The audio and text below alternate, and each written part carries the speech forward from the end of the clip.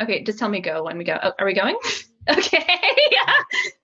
Oh my God, great start, people. Hello, everyone, and welcome once again to What's the Damage companion show to the incredibly well-known and popular real play D&D show Roll for Damage.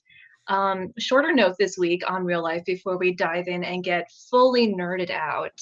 We're going back to our normal programming more or less this week, but we will have the same Black Lives Matter card that we had replacing our intro last week, but at the end of this time. So that will now be replacing our thanks for watching card. And we will have that up with rotating links every week for the foreseeable future until there's meaningful police reform in the United States, essentially. That's a very small show of support on our part, but we, the network, do feel that it's important to acknowledge that this is an ongoing struggle and will be probably for a while. Yeah, but now on to the nerdy shit.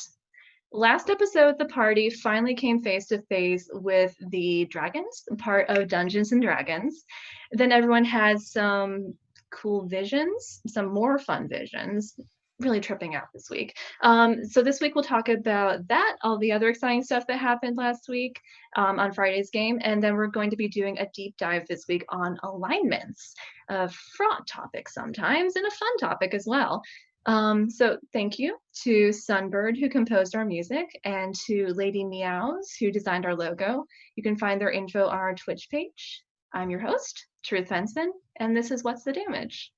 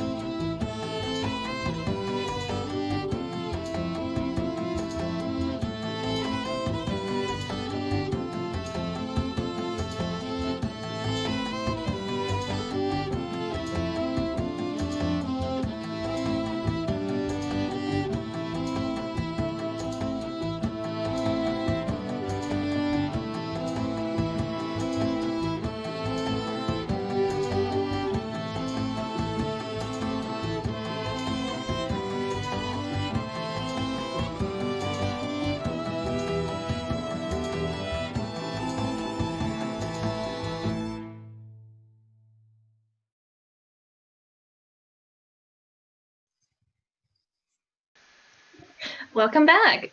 With me today, we have Jake, who plays the wonderful Oriana, return guest. We have Chad, who plays the amazing Quinn. And for the first time, very excited, we have our DM, Serenity, here to talk to us about what goes on behind the curtain. So, guys, what's the damage? You guys fought a dragon. No. I was the dragon. You And were. Serenity was the dragon. That's right. Made a damn fine dragon. Mhm. There you go. Yeah, that was quite an exciting combat. So it was actually pretty fraught watching, especially since one of your characters did recently die. Yep. So as you were fighting that, did you think that somebody was going to go down hard again this combat, or were you pretty confident you can make it out this time?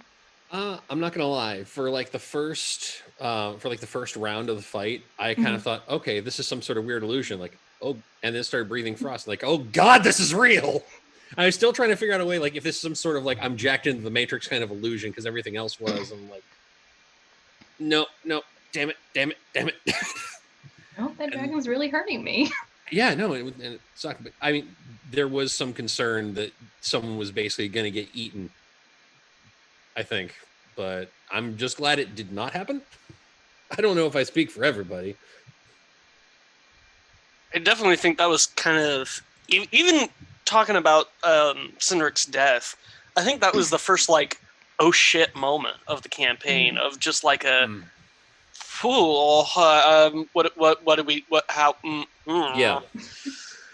I didn't go into the fight thinking somebody would die, but as soon as Cynric pretty much almost outright died to the first frost breath, then I was kind of like, oh, we probably going to go down a few times in this fight. And in fact, kind of looked like Sinner was about to go down again at one point. Yeah, I mean, Yeah. I made that combat as a testament to see if the players would pick up on actually strategizing properly with their healers, and taking into account, like, it was supposed to be a deadly encounter, and it's supposed to be difficult.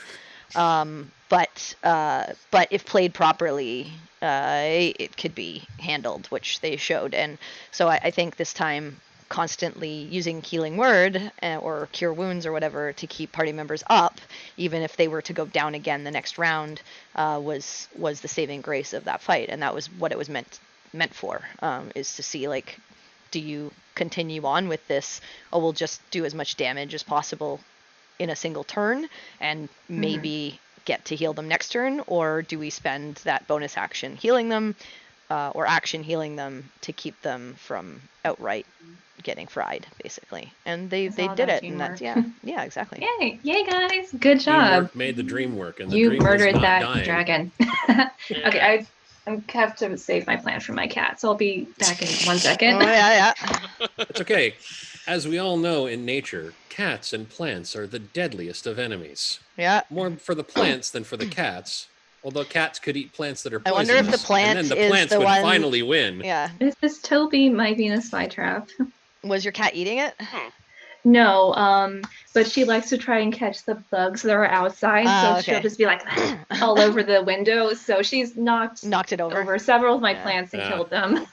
Yeah, poor Toby. Okay, so Quinn at one point did try to talk the dragon down, tried to reason with it.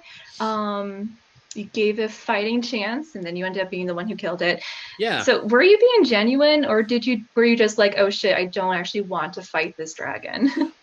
It was kind of the same thing I was talking about a bit ago when I was saying that I did not know whether or not this was some sort of test or whether or not this was real, because in character, literally just had a weird vision hallucination. Literally all of us, apparently almost all of us, had a weird vision hallucination thing.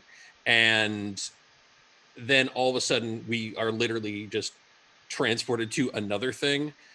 I didn't know if it was some sort of weird shared hallucination. So I figured, what's the harm in trying to talk it down when I really don't want to try and just blast the crap out of it and make it angry?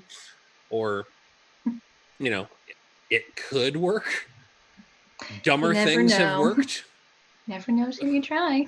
Pretty much. Yeah. So it wasn't so much not wanting to fight, it was trying to see if not fighting was an option. Was the right answer.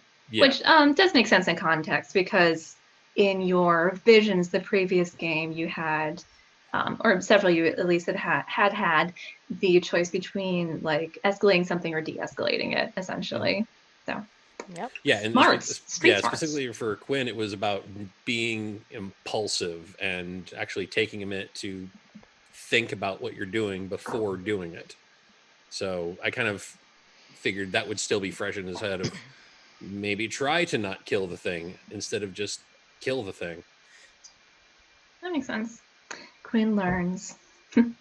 So, having taken down a dragon together, do you think your party is going to be more confident going forward, or the individual character is going to be more confident, like, hey, yeah, we're badass dragon slayers, or were you already pretty confident, and this is just confirmation that you are badass? I don't know how confident we were.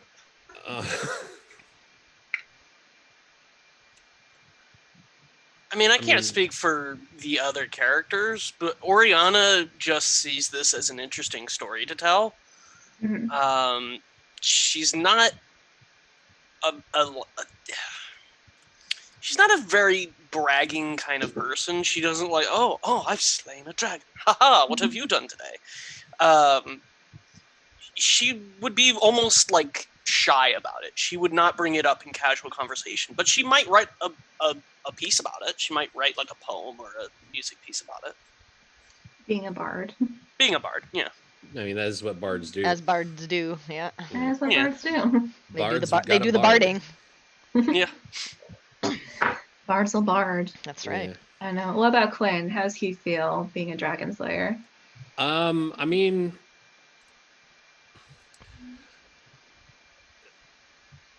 it's for him. It's probably all still just incredibly surreal because his entire life took like a complete pivot, literally before the game started. Like the inciting incident that got him on the road was not long before play began. So, like, how long has this been as far as game time?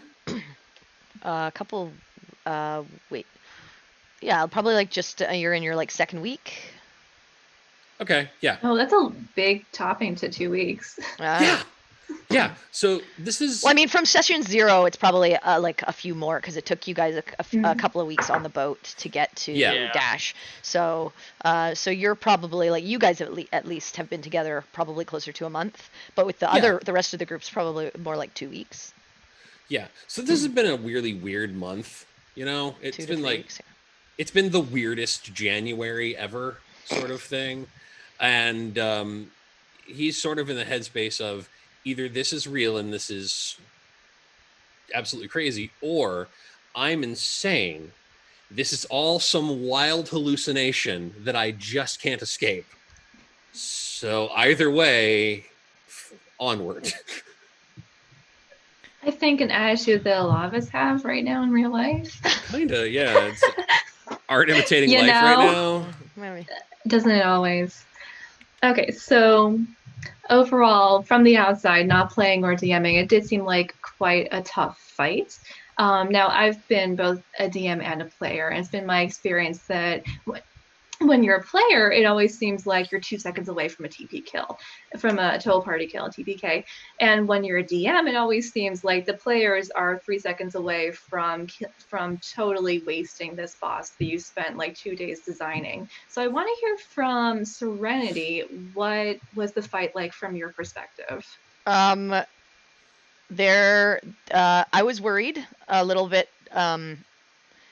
because of the difficult terrain, and obviously, and they tried as best as they could to spread themselves out, but a dragon's a dragon and it has a cone attack, and it was actually surprising. Like, I know Sinric had like I think a -2 to his saves and attacks, Yes. but he still has like a +6 or something like that, +6 or 7 to his save, and so I was surprised when he rolled like a 7, like he rolled like almost like a natural 1 or something like that on his con save. I at least expected him to still succeed, and so that initial damage worried me quite a bit, and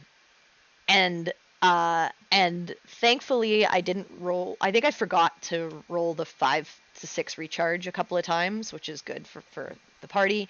Yes. But I knew this was going to be a tough fight. Like I meant for it to be difficult. That's why I gave them the short rest beforehand, so that whoever could heal up from the previous encounter would have what they needed sort of to go into it. And I knew that this was a flying creature, so it would have the ability to kind of move around a lot easier than the rest of the group. So I knew it was going to be hard. I didn't think they would TPK on this. There was a possibility that they could, if they, like I said, if they didn't strategize and made the same mistakes that they had when Sinric was killed. But I was banking on the fact that like they're not going to do this. They're not going to make the same mistake. They're going to learn from that, and they're going to strategize better as a group. And they honestly worked really well together. So I was happy like that it went the way that it did. I feel like that's code for Oriana, never forget healing word. I mean, even Quinn. Never Quinn cheated. was healing right after, like pretty much every No, time I mean, he saw like- someone down, he also healed. Like the people who should be healing Yeah. were doing their job. Yeah, Yeah. I meant like never replace that spell. Yeah. I mean, you could. But, Yeah. Always keep it. Oriana was actually thinking about getting I mean, you rid of could. it, but no. If Oriana Fair did, the choice. player would get Well, punched, which Druid would be has difficult. Druid potentially has healing too, so Yeah. it's just. It is handy to have 2 healers. Not that I have any But yeah, no, personal for me it race wasn't as an active it wasn't like, observer. oh, they're killing it so Mhm. fast. It was actually, there was a couple of turns where like they were doing no damage to it, and I was like, Mm. oh, this Mhm. thing's You're like, pretty ooh, hardy. But then ruh-roh. they used their abilities like to the best of their knowledge to do some really good stuff and did some pretty hefty damage to it. So it ended up working out really well. Yeah. Okay. So after you guys slew the dragon, you then went on and had kind of secondary visions, kind of post-mortems to your initial visions, which I thought was very interesting. Yeah. So Chad, can you tell us first a bit about what Quinn saw? I mean, obviously we all saw it on the stream, but kind of what he was thinking, because you received some pretty positive feedback from your vision woman, and also a present. That was pretty cool. Yeah. Yeah. That was a big deal because the whole time he's been just very confused about what his place is in literally everything. Because the way that I made him, he essentially went from being village fuck up, just, the guy who, if he didn't die in some way that could be preceded by Florida man, people would be surprised, Mhm. sort of thing, to being something completely different that even he never would have expected. So like actually finding out that there is a reason for him to be doing something was a big deal, since now he actually understands what's going on. And I mean, there's still a ton of questions that he has about everything as far as like other backstory stuff that I'm gonna get into probably actually this week. But and this is because of the way the vision played out. He was literally told that if he can stick with the people that he's with, he can accomplish what he's trying to accomplish. So that being said, he needs to lay everything out for people. So like now he understands his place in the group and his place in actually what he is doing in the world itself. So Yeah, I think when he got some advice, but I think he got possibly the most positive post-mortem of any of the characters, or seemed like to me. Good job. yay for me. Yay for you. Okay. Jake, I originally wrote questions for Laura, so I'm just gonna wing yours a bit. But Oriana, you also have post-mortem. You got taken to task a little bit in yours. Can you tell us about what Ori was thinking during that and after, and how that's like shaped her perception of what she's doing? But she didn't have one. Did she? I'm just Oh, joking. That's okay. how his character played it. We'll talk about that too. Yeah. Yeah, let's dissect that too. The second vision was a bit of a surprise for her. Mhm. She was not expecting to see. Well, I don't know. Can I reveal who she saw? Oh yeah, I mean, I think everyone saw it on stream, so True. Yeah, Chad, cover your ears. no, he'll know. She was It's a little fine. surprised to see Ayun. Mhm. She's never been a particularly religious person, so meeting a god is kind of like, well, okay. She knew they existed. She read about them, understood their tenets, I guess, for lack of a better term. But, she never expected to meet a god. And to have the patron of what you admire most, which is knowledge and, reading and just magic in general, like all of the things that are core to Oriana, basically tell you you're doing it wrong, was eye-opening. Because Oriana, not to get into too much detail, has very specific issues in her past. And she hasn't put a lot of thought into what all of that means, and based some of her choices so far off of what she perceived to be true. And to have a god basically tell you, there's more than one truth. There's more than one person's version of the truth is pretty eye-opening. We have a reality check there. A little bit of a reality Yeah. check. Mm. Yeah, on the note of Oriana's visions, do you want to share with us, without getting too much in the spoilers, why she chose to lie to her friends? Panicking moment decision. She's never been really open about her previous life, I guess you could call it. Nobody's ever really inquired amongst the group. They've kind of just accepted the fact that she's this traveler and she's fine with that. And in that moment, realizing that everybody saw something similar perchance to what she saw, didn't really know how to respond to that or really deal with everybody suddenly asking her questions about her past. So she just lied and said nothing happened. You're like, nah, didn't see anything. Yeah. No, She would have made no, up a more it's fine. convincing lie, but she was put on So the just spot. in the moment. Yeah, she was just put on the spot. Yeah. So the episode before last, you all, of course, had your initial visions, which were perfectly tailored to be like a very deep moral quandary for all of your characters. So I want to hear from Serenity about like designing those, like how you went to these characters' backstories to like find the one scenario that would be like two equally viable solutions with different moral weights. I don't know. How would you describe it? Yeah, I mean, it's tough, right? Because like I have their backstory stuff all weaved kind of into the campaign. I know sort of the story beats that are going to hit, that are going to like reveal certain things, and some people's stories will come sooner than others. But there was this this trial, which is sort of their own personal sort of journey into who they are and where they're going and what path they choose to follow. And I kind of most of the players, I think pretty much every player has given me a little bit of free reign into their backstory. Yeah. So there are certain things that they don't like. They may have made up a character, but they don't know who that character is in the world or what they've done.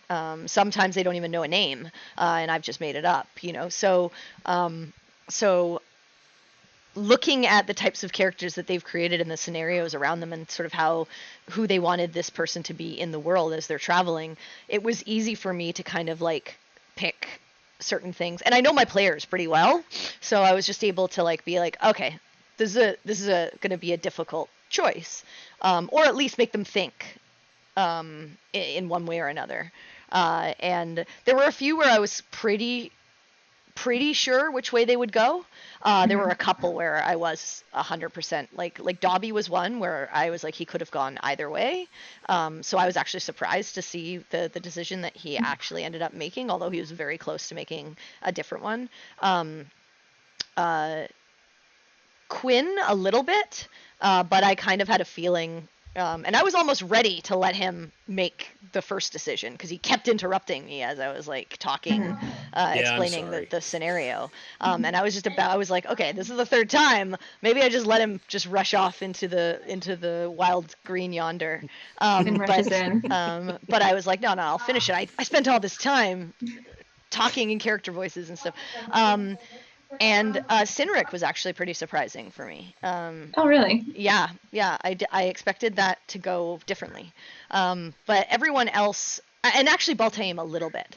But given his character and who he follows, that one wasn't all that surprising. But yeah, it was just nitpicking certain things that I know about them and that they haven't fully fleshed out, and seeing based on the knowledge that they have now, what would they end up choosing, Awesome. Okay, now we are going to move on to our main topic tonight, which is the very broad topic of character alignments, something everyone has to pick. For most D&D games, I've never played one where we didn't have to pick a character alignment. Everybody thinks a lot about it. Everybody's got opinions about character alignments. Now we're going to learn everybody's opinion on this Zoom call. Can you guys hear my neighbor? Okay. So first question is, what would everyone say their go-to alignment is? Like, what do you generally gravitate towards when you're creating a new character? I don't think I have made a character yet that was not chaotic good, because if if you actually go by those weird alignment memes that keep popping up on the internet, I keep going for the one that's basically Han Solo. Like, I'm gonna eventually do the right thing, but I may punch somebody in the face first. I like the kitten one personally to explain all the different flavors of good. Have you guys seen that? Which one? The kitten? Oh yeah, I think Yeah. so. I thought that was a really good way to explain the different flavors of goodness. Yeah, yeah. Like, Um, Yeah, so why do you think you gravitate towards chaotic good so much? I think just because I feel like if I go lawful good, I'm basically going to end up being like 1930s Superman. Not even like the Superman that's loosened up a little bit. I mean like the original run. There is definite good. There is definite bad. Morally gray areas aren't even a thing. You know, it's just right is right, wrong is wrong. I like original flavor Superman personally, but I do too, but I mean, it's like I feel like it would be depending on what kind of character I end up playing, it might end up being weirdly restricting. And I haven't gone for, I haven't been able to come up with a character that would have an absolute moral code, like something that's ingrained of this is the thing that makes me do whatever it is I do. Like I feel like I don't know. My first experiment with a lawful good character would probably have to be a paladin, just so I could help remind myself this is the stuff I'm supposed to do. Because if I don't, my deity's going to get pissed and then take away my Naughty. toys. That's always the risk of the paladin. Yeah. Yeah. Jake, what about you? I think my default is usually neutral good. Sometimes I go into chaotic good a little bit, but usually I go for some flavor of good. Usually just what makes the most sense for the character. I've had a few chaotic neutrals. One or two evils, but not really. I usually like playing a hero. I don't like playing a bad guy, usually. So I think unless it was like an all evil campaign, I don't think I would play an evil character. It's an all a matter of perspective. a little. No, it's not. I mean, But Sometimes. it depends. sometimes. But yeah. Yeah. Yeah. I mean, for me, What I play everything. My alignment is based on my backstory and who the character is. So I don't really have a go-to.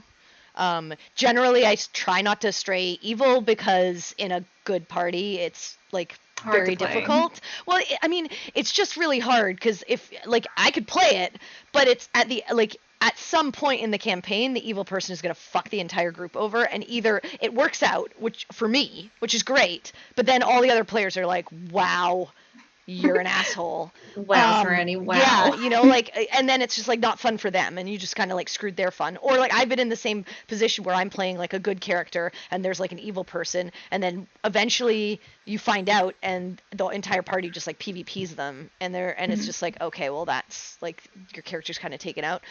So I generally only do it in a group if it like makes sense, and I can really weave it into the story. But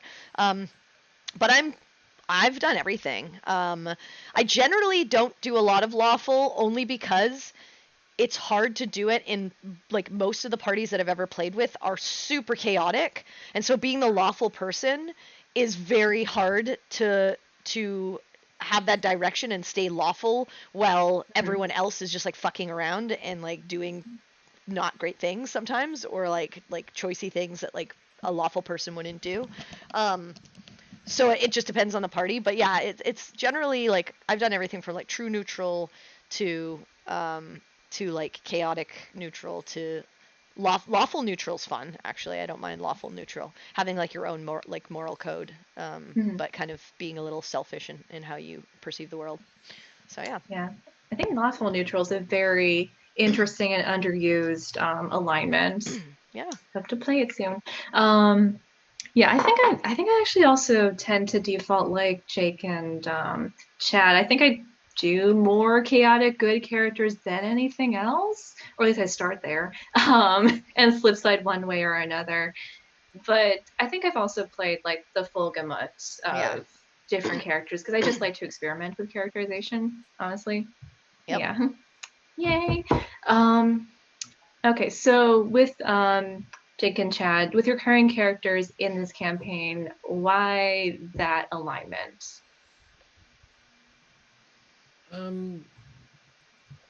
I feel like because I ended up going chaotic good again on this one. I feel like it's because it's him just sort of struggling to remember to do the right thing, because one of the things that I kind of base part of his characterization on is I rolled absolute balls for charisma, and it's the one stat I got a negative in. So I just try to interpret that as he's got the Marty McFly problem of being a bit quick to act and quick to anger. Like if you challenge him and say that he can't do something, he's like, "You fucking bet I can, and I will right now. Go." And then he gets punched in the face by the head of the temple. yes, that exact thing. That's part of why he was doing that. But it's more like he's just trying to remember to do the right thing as opposed to just doing the thing he wants to do or the thing that he would just normally do, which is just knee-jerk reaction of, I'm going to go over there, I'm going to punch that guy because he insulted me, I'm going to just do the thing I feel like doing, because that's just how he had been mostly before. Interesting. How about Oriana? Oriana is neutral good. Without going into too much spoilers, she's been what you would consider lawful, and she's had her eyes open to what like freedom is and freedom of choice. So I didn't want to make her chaotic because she's not this like, oh, I am unbound by the rules of society kind of thing. But she's also no longer this like, oh, this is how everything works, I'm a part of the system.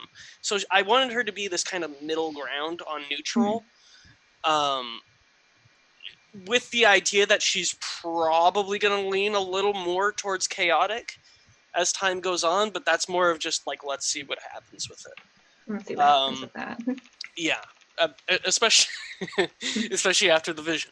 We'll see if that ends up going back towards lawful or continues towards chaos.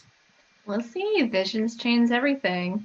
Serenity, obviously you don't play a single character in this campaign, but can you tell us like a little bit in general? You said you choose your alignments based on backstory. Do you ever like just pick an alignment that you think you would want to play, then sort of fit a backstory to that? Or is it always the other way around? It's always the other way around. No, yeah, it's always backstory and who the character is, and then it's like based on who they are they slightly more selfish, or do they go by their own like moral code? Do they follow some specific faith or guidance?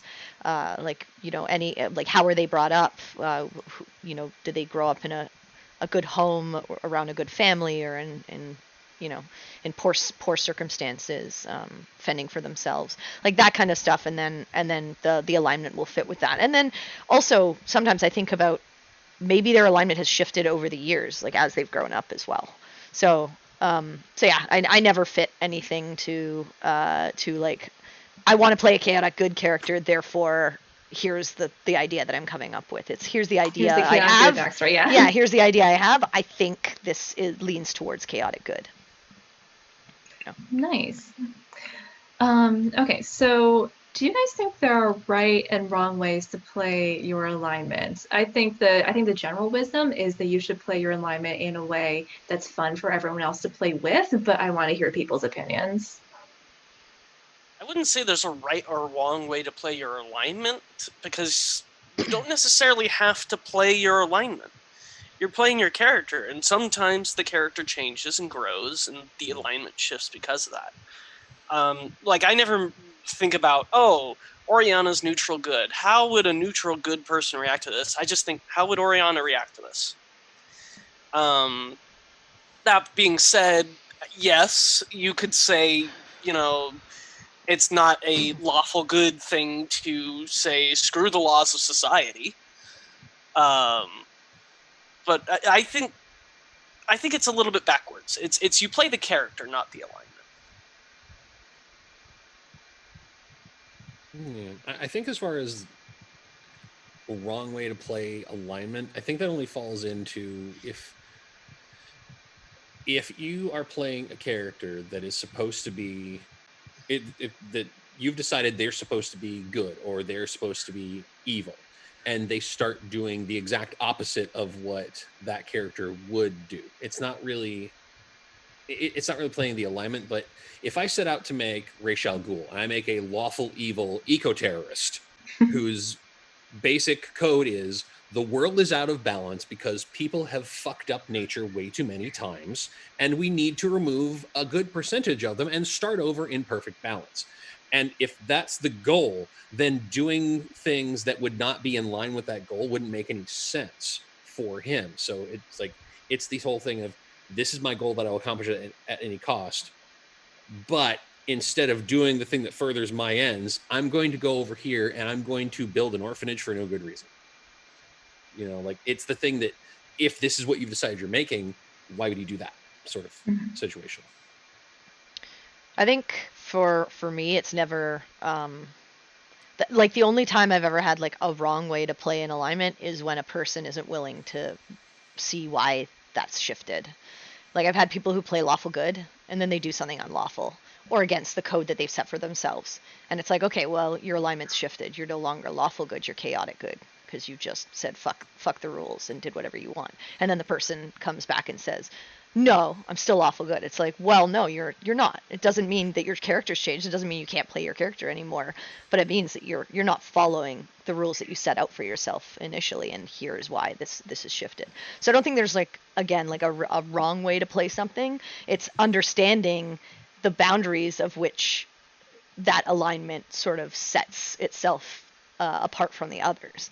And if you want to stick with that, how would your character keep that moral compass that they have, or that code that they adhere to, or whatnot, or if it's if they're going to be selfish, or if they're going to do something to the detriment of a large number of people, then that's probably something pretty evil. Like, then maybe you change to evil, maybe you redeem yourself at some point. But like, it's just understanding that like choices change who you are and sort of where you balance on the scales, and that ebbs and flows. The thing that I like the most is when an alignment shifts and the person kind of takes a step back and goes, oh, well, shit. Yeah, I realize like what I just did and why my alignment's shifted. Like, that's exciting for me. Like, it's happened for me and my characters, and I'm like, yeah, I realized that the things that I've been doing, not chaotic good, pretty chaotic neutral. I've shifted my alignment for that because I realize that, and I'm like, okay, if I want to go back to chaotic good, I'm going to have to do some other things to like get there. So that's kind of the exciting thing for me. But I don't think there's a right or wrong way to play it. Yeah. I don't know, the crew that I came up with who like taught me how to roleplay the first time around, this was before I met Serenity, they were very strict about things like alignments. It was like, okay, it wasn't D&D, it was a different system. It was like, okay, if you are a bad character with these character traits, you need to play those all the time, forever. And you better have a very good narrative reason for not doing that, otherwise we'll yell at you, literally. Doesn't sound like a fun No, not fun. No. But I think that sort of stuck with me because I tend to agree more with Chad and sort of it was what Serenity was saying, which is if you pick an alignment for your character, you should usually try to do things that are in that alignment. It's okay if your alignment shifts, but you should be aware that if you are a lawful good character and you're just going to like murder somebody with no recourse without giving them a chance to surrender or whatever, then you're maybe not playing lawful good. Yeah. That's my opinion. Yeah, and I also think like you have to have a like, for me it's really jarring if you don't have a narrative reason as to like why that shift has happened. Like, if certain things have happened in the story that have like shifted why your character, maybe your character no longer believes in that code. Maybe their faith has been shattered. Maybe, you know, their God has not been answering their call, whatever. And so they're like, you know what, fuck this. Like, I've got to take matters into my own hands. To me, that, and then you go off, you know, your character goes off and does something that is against the stereotype of where their alignment is. That to me is organic change and makes narrative sense. If you're just like in a group and you're a lawful good character and the rest of the group is like, yeah, we're just gonna murder hobo this person, and you're just like, oh, well, the rest of the group is doing it, so I guess, and your character does not stand up and say like, no, I'm not letting this happen. That's to me like not a great way of playing a character. Like, you either stand by who you are, or maybe you're not playing the character you thought you were. Yeah. And I think there is a certain amount of muddling of character that happens, like for the greater good of keeping the party together on occasion. But it's a balancing act, really. Okay. Okay, but sort of like jumping off of what Jake said earlier, do you think that the concept of alignment can stifle roleplay if people take it too seriously, or do you think it's a useful tool to have to kind of just remember what your character would do, or should that just come innately from your mental concept of your character? I think it's useful as a reminder, you know, like if you're going to say your character is one particular alignment, then just think of the reason in your head first of why is that, you know, and what does that actually mean for them? Like whenever you like, because, you know, like Serenity was saying, when if it's all based off of whatever the backstory is that you've come up with, then once you get to the end of that and you decide, okay, well, I got to check this box on this form now, I will say they are, you know, neutral evil. Just as long as it ties into what you had said that they were, then that would, as long as it makes sense, then that would be a reminder of, okay, well, just to keep them on this path, this is basically what they would do. This is kind of who they are. But then I don't think it really does stifle necessarily, unless you get into the whole thing of lawful, because I interpret lawful as there are specific rules, there's a specific code, these are things you have to do, these are things you have to abide by. So other than that, I wouldn't say it stifles much. It's just a matter of using it as more of like a signpost. I think it I think if it, yeah, I think if it stifles your gameplay, you're getting a little too obsessed with it. Yeah. And I do think it is also a reminder. You know, if I'm having trouble thinking of what would Oriana do in this situation, I double check her backstory. I look at her alignment. I, you know, read her. You know, it treats fate, features, traits, and whatever that bonds, flaws, flaws, ideals. Yeah, sorry. Trains, planes, and automobiles. Yeah, we got it. You know, and that's like a helpful reminder of like, okay, so I don't know what this character would do. Looking at all this, they would probably do this. It's a helpful reminder, but back to what like I originally said. If it's stifling the gameplay, you're thinking too much about it. And I think it can. Like with the example that you just came up with, where you literally were playing with people who are like, okay, if you choose neutral evil, you better be fucking Vecna, because like that's how you play it. He's neutral evil, like that's what he does. Like I think for me, like I said, it's a guideline to help you understand like who do you want this character to be. But at the end of the day, at least when I'm DMing, it's you make the choices you make in the game. And at the end of the session, if you've done something that's against the alignment that you chose for yourself, I'll just tell you your alignment's shifted. And like I said, that I think is more of an eye opener for a player. Like, oh, when did that happen? How did that happen? Oh, it was this decision. Like I see why. And then they kind of have to go back and realize like, who is this character becoming? Like, why are they changing? Like, why are their decisions, you know, becoming a certain way, and why are they treating others in certain respects? So yeah, I think for me, it's more of a little fun tool to poke the players with if they start to decide to go off rails, like hardcore of who they are, and kind of reel them back in, and like, is this direction you actually want to go with this person? And if it is, fine, but here's where you are, kind of thing. I think of alignment. Do you remember, Jake? You were on for the accent episode, right? Mm-hmm. Do you remember what we talked about with like the sentence that you say to get into your accent? Yeah, I remember that. Yeah, I kind of think of alignment like that.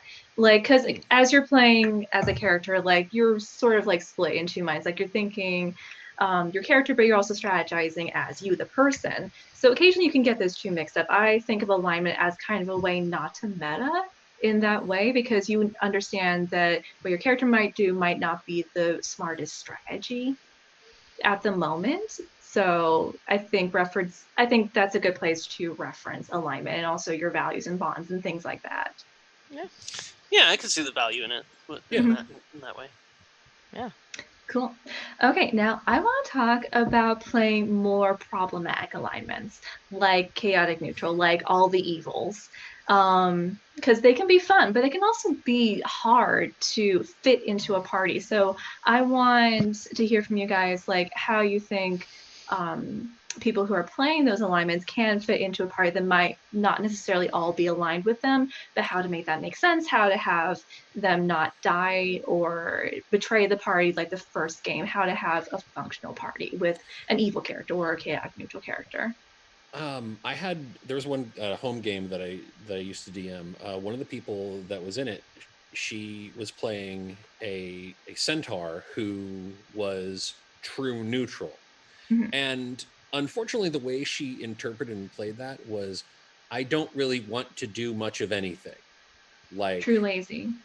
kind of almost, but more like she didn't want to go on the whatever the adventure was. Like I remember there was one that I set up, the like the seamstress in this town, they've been doing business with just like a young girl whose boyfriend had gone missing, and she was just asking, like, as a favor to a friend, go find him because he like supposedly took work with a mercenary company and just to try and get some money for some reason, and has not come back. And her response, oh, okay, well, that was his choice. He's gone now. You should just accept this and move on with your life. I almost had to roll stats for this girl to make her go off and take care of business herself. I was this close to having to sit there like, all right, I'm gonna roll 4d6 a few times. Just give me to do some math, Just give me a sec. I have to do math. I'm making her a rogue. But that was problematic because of the way she chose to play. Mm-hmm. See, I would call that one of the worst ways to play a true neutral character. In general, I think my concept of what's a bad way to play is just, are you ruining other people's fun? In that case, she was kind of like cock blocking people from getting at the plots. I mean, a little bit, yeah. A little bit, yeah. I mean, as far as the person who played the character, I mean, love her to death. She was in my wedding, for God's sake. Mm-hmm. But as far as that, it's one of those things where you're looking down at all the dice you have, and you're thinking, which one could I throw across the table at her to just make her stop it? Which one's the pointy one? I mean, I think a lot of parties can have chaotic neutral characters. A chaotic neutral, like a chaotic neutral character, still has goals for themselves. Mm-hmm. They're just not going to be the one who goes out of they might not be the one who goes out of their way to like help someone for no reason. That doesn't mean to say that they just like are like, fuck everything, I'm not going to do anything.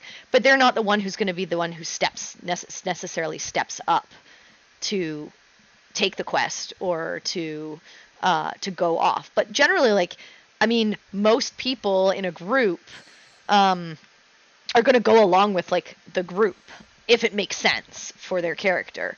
So like if it's like, oh well, the rest of the group, like I have X thing I want to do, but we'll get to it the next day because the group wants to go save the village from the village from goblins or whatever.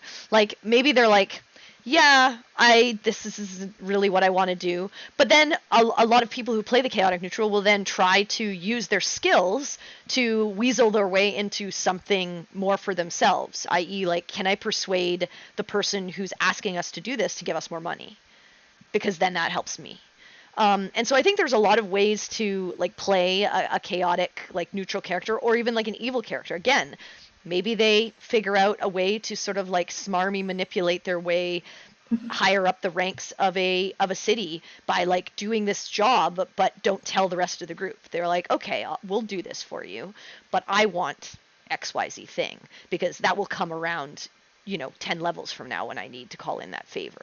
And so I think that there are ways to play those characters and to integrate them into the group. You just have to understand the type of character that you're trying to play. Like, I don't think you can't have a chaotic neutral character in a group of all good people. You can. You just have to be careful about how you play that character and know like the other characters that are around you. I.e., if you have a lawful good paladin and you want to go steal that thing, your sleight of hand better be really fucking good so that they don't notice what you're doing. Or you do it when they walk out of the shop and you stay back and you take something off the shelf or do whatever. You know what I'm saying? So there are ways to do it. I don't think and they're fun. Like, chaotic neutral's a fun one because I'm generally a good person in life.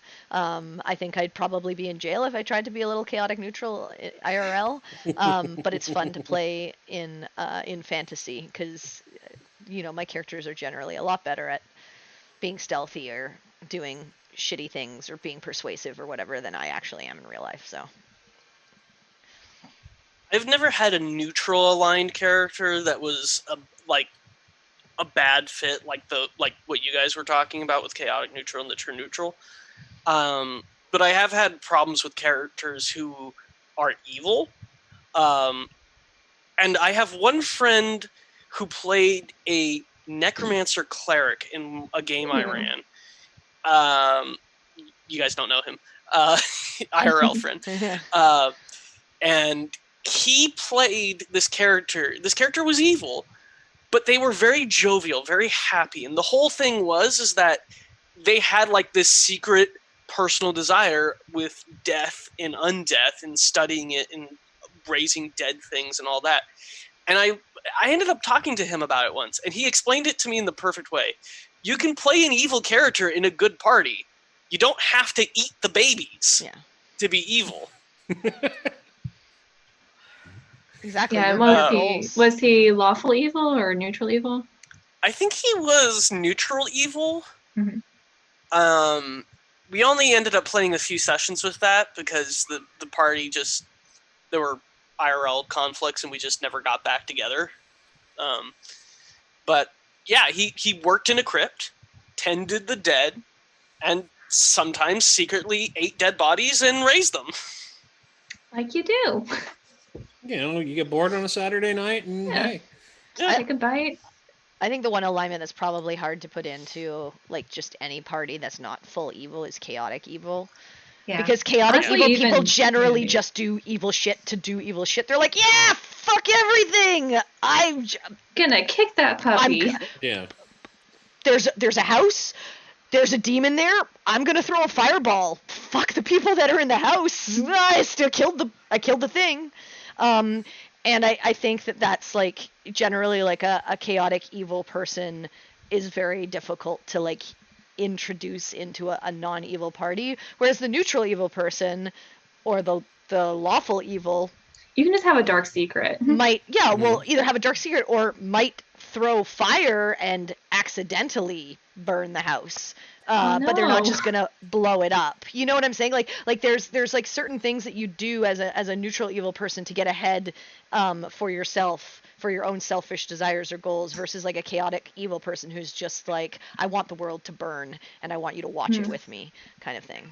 So yeah, that was actually my last question. Do you guys think it's possible to have a chaotic evil character that can be functional in a party? Because honestly, I think even in a full evil party might not work out. because they're doing the whole thing. The other evil characters might have an evil goal that they're working towards. You've got this one wild card Joker who's just like, hey, I'm gonna throw some orphans in a fire. Sorry guys, I know you were doing something. This is more fun. It's fun. It's fitting that you use the word Joker because I think of this in terms of the like epitome. the Legion of Doom. There's a reason the Joker is not part of any supervillain group for longer I than thought he 5 was. minutes. He is for like Doom. he is briefly, if ever, from just what I remember off the top of my head. Like I've seen him get roped into a group for like a story, but like as far as any kind of long-standing thing, he's there just long enough, but then it falls apart. Sometimes because he's too crazy and too unpredictable. And I remember actually something that guy that wrote on comics for a long time, Danny O'Neill, said about the Joker is he walk up to you in the street and he will either kill you because he doesn't like your shoes or give you $1 million because he doesn't like your shoes. And it's literally, you do not know what the stimulus is going to produce. So it's hard to put that kind of a person in any kind of group dynamic. Because if you're counting on him to murder hobo, that's when he's going to try diplomacy. If you're counting on him for diplomacy, that's when he's going to just start a fire in the kitchen. And Not the kitchen you wanted either, a different kitchen. no, kitchen down the street of Kitchen down the just street. some poor restaurant. Not the kitchen of like the evil baron of the town, but like some little tavern down the way that just got his order wrong one time. Fireball. I'll teach those fuckers. Yeah, actually thinking of the Joker specifically, I think he's partnered up with like Batman as much as any other villain. Like it's really hard to predict what he'll do. Exactly. And so it's like you can't really put him in the team dynamic because in a team of some kind, you have to be able to rely on other people to fill a role of some kind and do a job of some kind. And if the one wild card is doing everything but, that means everybody else has to either pick the slack or they just lose out whatever that thing is they're supposed to do. Unless that job is just be the biggest shit disturber you possibly can and create all the chaos you possibly can, you're not going to get what you paid for out of that one slot. Teamwork makes the dream work. Mm-hmm. So I mean, for me, I think you can, but you have to play it very selectively. Like I would say, like if you look at like the Joker or like Tharsdoon, they're at like the extreme. If you're looking at like right and left, from like lawful to chaotic and like good to evil, they're at like the extreme like end of evil chaotic. Whereas like they don't have like rhyme or reason. They just do like they have like no impulse control basically. But I think if you look at like there are chaotic evil entities that still strategize and you aren't just completely batshit mad. That like if you look at like Lolth, she's chaotic evil, but there's a method to her madness and there are ways that she does things and how she manipulates, and she could definitely work with a group. She'd just be weaving her threads against everyone all in the background, and you'd have to be very good at doing that. And yes, at some points you would make the chaotic choice of like, like in this instance, I don't care. I just want to do something freely, but it wouldn't necessarily be to the detriment in that moment of the group. But likely your machinations are going to lead to you being on top and everyone else suffering. And that's like true. Like that's a like chaotic evil in a core. I think you can play it in an evil group. I think it's really hard to do in a good group without like literally rolling high fucking deceptions all the time, and like no one knowing what you're doing. But I think it can be done. I just think it's very, very hard because I think there are scales of like chaotic evil can be. Yeah, there are different types of chaotic evil. I think chaotic evil could fit in an evil group too. Hard to fit into a group, a good group, but the only way you would make it work, you just need to make sure you're not being chaotic stupid. There are people who think chaos is just, well, I do what I want when I want. Well, yeah, but you still have a goal in mind, usually. Even the Joker has a goal. He might not have a plan, but he's got a goal. And you're not going to sabotage yourself on your way to your goal. Interesting. Thank you for your views. That actually takes us right up to 7 p.m. my time, and well, 10. like 10 your time? Yeah, 10. So that's all our time. Thank you guys for watching What's the Damage for the third week in a row. We're growing, we're becoming bigger network, more steady stuff. Thank you. I'm tired. Yay. I'm sorry. It's fine. It's been It's all good. a few weeks and In a a day. day. Yeah. Yeah. These past few months have been the longest 50 years, basically. What day is it again? Maybe Tuesday. Yeah. But that's not, time might be fake. I don't know. Yeah. Is time real? We don't know. Oh my Time gosh. is the construct we Illusion. all just agreed to Yeah. one day without realizing what we were signing up for. Right. Right? I want to get out of this contract. Anyway, thank you guys. Have a good night. We will see you next week on Tuesday. Make sure to tune in on Friday for the next episode of Roll for Damage. Have a good night. We love you. See y'all. Bye. Bye, everybody.